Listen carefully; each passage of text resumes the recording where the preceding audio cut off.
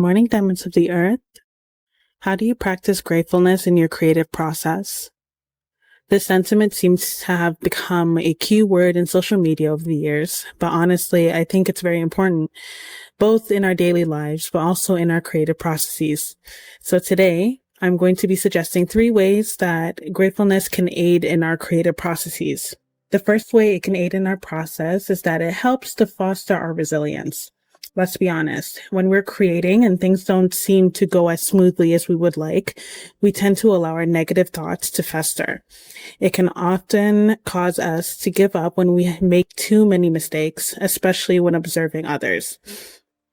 When practicing gratefulness within our creativity, we learn to appreciate the trial and error process that we experience when we create. We understand and look forward to the person that we will become. I look forward to the person who feels more comfortable sharing my creativity and even accept any constructive criticism. Emphasis on constructive. Every mistake is a learning process, or as Bob Ross would say, there are no mistakes, there are just happy accidents. The second suggestion I have is that it encourages open-mindedness. Practicing our gratefulness can help us realize how valuable the different perspectives and experiences are, especially our own. We're not the same person that we were when we were kids. We are older now, and as such, we have many different experiences that would translate beautifully in our creative process. In appreciating these details in our lives, as well as others' lives, we can utilize them and create more works that reflect the world that is around us.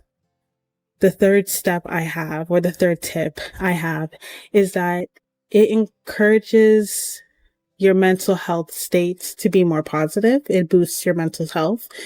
When it comes to creating, again, it kind of reflects back on the first suggestion, but when we're creating, it helps to be grateful with the process of us creating.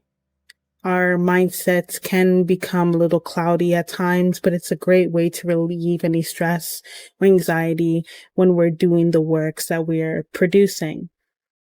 It can help to shift our focus from seeing what's the problem with our creation to seeing the beauty within the creation. As a singer, it's a very prominent thing for myself that if I'm singing, I am paying attention to how in tune my voice is, or maybe if I'm playing the piano, how much I am accurately hitting the keys, how quickly and efficiently I can hit the keys. And oftentimes I'll be super hard on myself because I will listen back if I record and I will just be irritated. But in the end, when you look at it solely in that perspective, sure, it is constructive, but also it can be very daunting in your mental health because you just start feeling like you're not really good enough in that case. So it's a suggestion for myself as well to look at those examples and think, okay, how have I improved from last time? One thing in my school that we used to do was that we would do 2 stars and a wish. So you choose to point out 2 good things of the performances that you heard or the things that you've done, and then you would have 1 constructive thing that you would suggest to work on for the next time.